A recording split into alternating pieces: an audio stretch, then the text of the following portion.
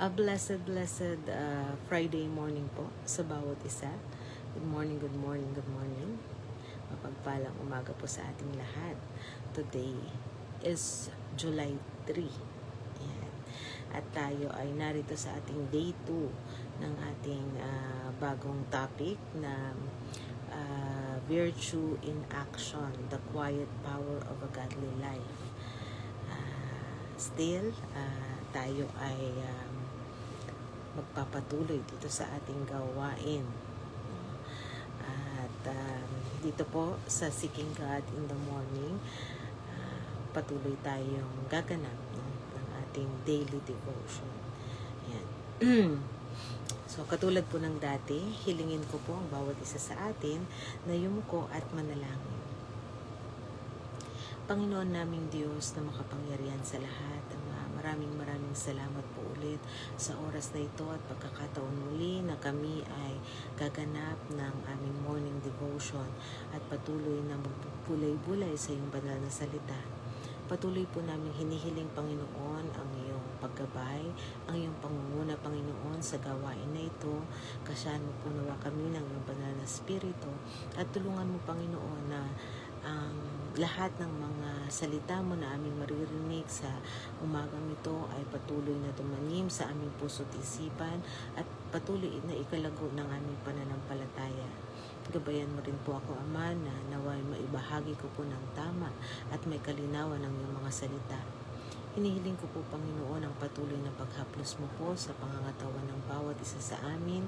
Bigyan mo po kami ng kalakasan, kagalingan, Panginoon, sa anumang mga karamdaman na taglay namin at patuloy mo po kaming gawing tagumpay sa lahat ng mga pagsubok na aming nararanasan. At Ama, patuloy namin hinihiling na gawin mo po nawa kami laging karapat-dapat sa iyong banal na harapan. At muli ang lahat ng ito'y dalangin namin sa matamis na pangalan ni Jesus. Amen. Amen. A blessed morning po sa ating lahat. Good morning kay Jess. Ayan. Mapagpalang umaga sa iyo at sa lahat ng mga kasama mo sa iyong trabaho ngayon o tahanan. Tayo ay mag-recap muna ng ating topic kahapon. Kahapon sa ating day 1, pinag-usapan natin ang tema ng week na ito, no? Na may pamagat na The Heart of Influence.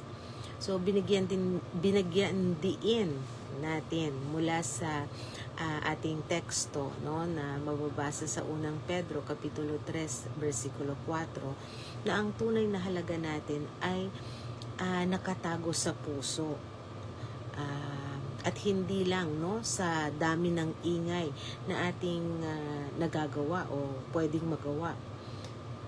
So nakita rin natin yung halimbawa ni Maria ng Betania sa banal na kasulatan na piniling makinig, no, sa ating Panginoong Jesus at sa kabila, no, ng kanyang kapatid na si Martha na abala, no, at habang abala medyo maingay din siya, no, medyo may konting reklamo. At hindi lang yan, ano, binanggit din natin dito yung kahapon, binanggit din natin yung mga hidden figures o yung mga babae noon, mga African American, no, na nagtrabaho sa NASA, na hinayaan ang kanilang kahusayan at katapatan, no, na ng tahimik, no, na yun ang magsalita para sa kanila. Yun. So napakagandang pinag-aralan natin kahapon at ngayon tayo ay dadako na dito sa ating day 2 at ang title nitong ating day 2 ay ang lakas sa likod ng katapatan. At basahin muna natin, no, bago tayo magpatuloy dito sa ating day 2, basahin muna natin yung pagbabatayan natin na Bible verse. At ito ay matatagpuan natin sa Aklat ng Kawikaan, Kapitulo 28, versikulo 20, or Proverbs chapter 28, verse 20. Ito yung sinasabi sa Tagalog. Ang taong tapat ay magtataglay ng maraming pagpapala. Ngunit, ang nagmamadaling yumaman ay hindi mawawalan ng parusa. Ayan. Bakit kaya, no?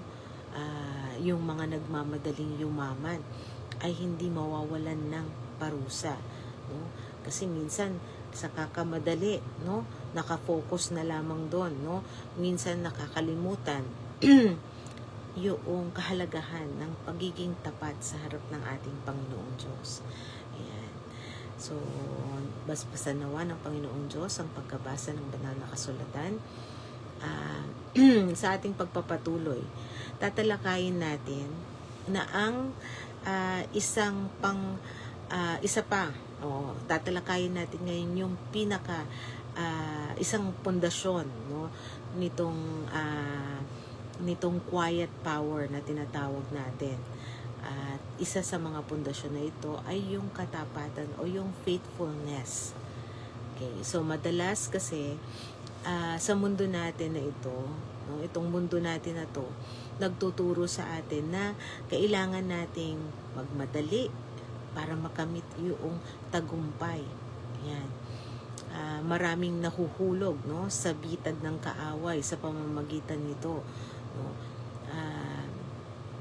For example na lang, meron yung iba kakamadaling gustong makakuha ng passport o yung kanilang mga requirements, no, lalo na noong unang panahon, no, or sabagay kahit hanggang ngayon, no, minsan yung iba nagmamadali or kasi marami hassle minsan ang mag-ayos ng mga requirements. So minsan natatrap sila doon sa lalapit sa kanila na mga fixers. Ayan. Biglang magbabayad sila, no, ng mahal para lang, sige, ayoko nang pumila, ayoko nang humarap pa dun sa mga magi-screen ng mga requirements ko. So lalapit na lang ako sa fixers, which is bawal, 'di ba?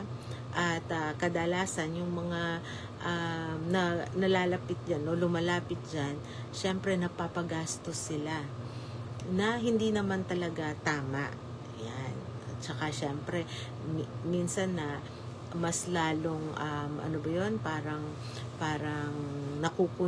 nakukonsinti patuloy, no, yung mga gumagawa ng mga under the table. Ayan. So, yun, isang example na lang yun, no, ng mga nagmamadali kasi gusto nila agad, no, makamit yung yung kanilang goal. Dito sa panahon natin, we always want result, no? Gusto natin may resulta agad. Dito nga sa panahon natin na imbento yung mga instant, no? Instant noodles, yung mga microwave na instant na lang, no? Madaling lutuin, madaling gawin. Pero ano yung kinakalabasan ngayon, no? So, ngayon na-discover na isa ito sa pinagmumulan ng cancer o ng mga sakit, no? Yung mga processed food, yung mga instant, no? Yung mga ganyan. And sa panahon din natin, no, yung internet, wifi, itong ginagamit natin na to. Kasi nung unang panahon, no, bago kayong magkaroon ng ganitong gawain, no, kailangan talaga magsiset ka ng schedule na talagang para dito, ganyan, no. Pero ngayon, kahit nasaan ka na, no, pwede kang mag-connect. Pero syempre, meron din siyang danger, no? Sa panahon natin ngayon, kahit iwasan mo, hindi mo na siya maiwasan yung radiation. Ayan, kasi syempre kumakalat na siya, no, sa lahat. Pero kailangan, no, para sa atin ng mga Kristiyano, no, patuloy pa rin tayong maging tapat sa ating Panginoong Diyos, no. Kaya nga ito ay ginagamit natin, no, para pagpuri sa ating Panginoong Diyos at hindi lamang sa walang kabuluhan, no, na gawain. So we want result minsan, no, agad. Gusto natin, we want the recognition now. Ganun ang sinasabi ngayon ng mundo. Pero ang tunay, no, na influence o impluwensya ay hindi nabubuo sa isang gabi lamang. Yan. Pati yung trust, no? Yung tiwala, hindi naman ito nakukuha ng isang gabi lamang. Ito ay nabubuo sa pamamagitan ng pagiging tapat sa maliliit na bagay araw-araw, no? Kahit walang nakakakita sa atin. Yun nga yung sense nung yung trust, no? Yung tiwala is mapapatunayan mo yan sa panahon ng ginagawa mo pa rin yung tama, no? Sa kabila ng walang nakakakita. Ayan. So, napakagandang paalala ito para sa atin na isang bahagi ng quiet power na tinatawag, no? Yung pagiging tapat sa panahon na walang nakakakita. Ginagawa pa rin natin yung tama. Okay. At meron din syempre inspiring character sa Bible na pwede nating tignan, no? Na isang tao na naging tapat sa kabila, no, ng mga pangyayari sa kanyang buhay, no? Isipin natin si Abigail sa 1 Samuel chapter 25, no? Hindi siya nakilala dahil sa kanyang ingay, no, o dahil sa sikat siya, kundi dahil sa kanyang karunungan at katapatan sa gitna ng isang krisis. Ano tong krisis na ito? Yung kanyang asawa, no, na si Nabal ay gumawa ng pagkakamali na maaaring magdulot ng kamatayan sa kanilang sambahayanan, no? Pero hindi nagpanik, itong si Abigail. Siya ay kumilos ng mahinahon, matalino at tapat. Yan.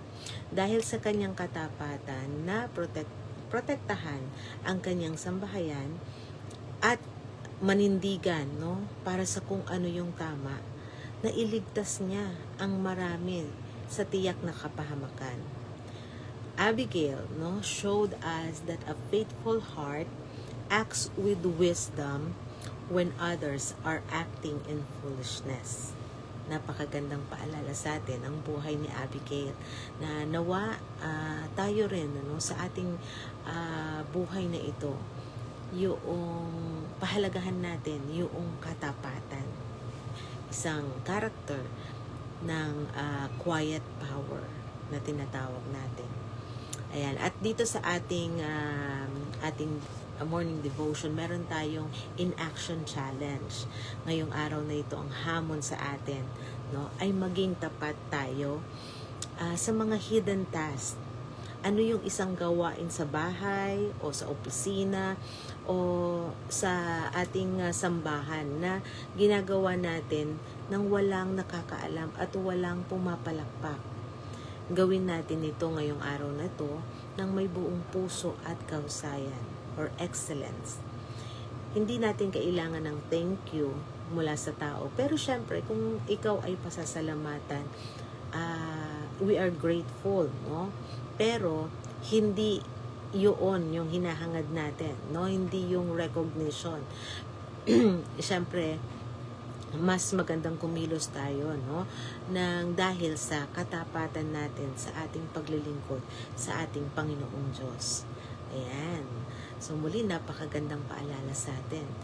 Okay, to conclude, no, itong ating topic na ito, ulitin natin na ang pagiging tapat sa maliliit na bagay ay ang pagsasanay para sa mas malaking responsibilidad.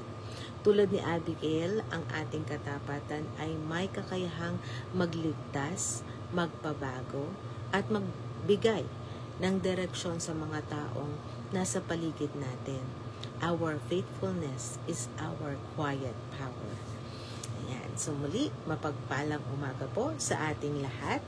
At bago tayo magtapos sa ating morning devotion na ito, tayo po muna ay yumuko at manalangin. Ama naming Diyos na makapangyarihan sa lahat, maraming salamat po sa aming napagbulay-bulayan, napag-aralan sa umagang ito, na pinaalala mo sa amin ang kahalagahan ng katapatan bilang quiet power. Pagkalooban mo po kami, Panginoon, ng karunungan, kakayahan, na laging maging tapat kahit walang nakatingin. Tulungan mo kami, Panginoon, na mag-perform, gumawa ng mabuti, Panginoon, sa iyong harapan. Tulungan mo, Panginoon, na kahit anumang sitwasyon sa aming buhay, lagi po nawa namin itong ipagkatiwala sa iyo at pilitin, Panginoon, na gawin ang lahat ng bagay na tanging ikaw lamang, Panginoon, ang nais naming mapapurihan.